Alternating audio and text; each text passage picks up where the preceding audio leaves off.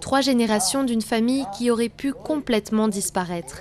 Ils sont Cham, une minorité ethnique musulmane que les Khmers rouges ont tenté d'exterminer à la fin des années 70. Zakaria et sa femme ont survécu à ce génocide, mais ont perdu de nombreux proches. La joie de leur petite fille les aide à apaiser les blessures du passé, mais le couple n'oubliera pas l'époque où prier signifiait risquer sa vie. Les gens ont essayé toutes sortes de subterfuges pour prier. Parfois quand ils conduisaient une charrette à bœufs, parfois dans la jungle quand nous demandions à aller faire nos besoins, et même parfois quand nous nous lavions.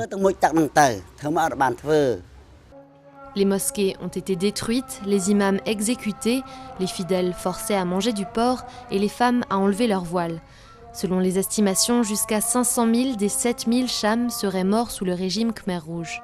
Le massacre de groupes ethniques ou religieux, celui des Cham mais aussi celui d'environ 20 000 Vietnamiens, forment la base des accusations de génocide dans le procès actuellement en cours à Phnom Penh. Un procès qui permet que l'histoire des Cham soit enfin racontée. Nous avons seulement pu raconter à nos enfants et nos petits-enfants la cruauté qui a été infligée à notre communauté par les Khmers rouges.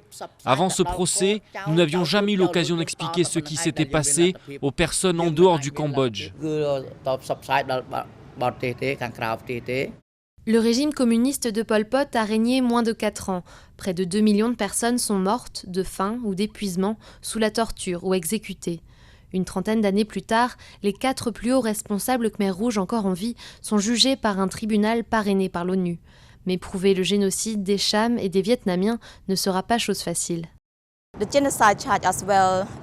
Je pense que l'inculpation de génocide est le point le plus délicat, parce que le tribunal va devoir comprendre quelle était l'intention des chefs Khmers rouges qui ont tué ces deux groupes ethniques. Et jusqu'ici, surtout en ce qui concerne la communauté Cham, il a été très difficile de trouver des preuves, de prouver l'intention des Khmers rouges de les tuer.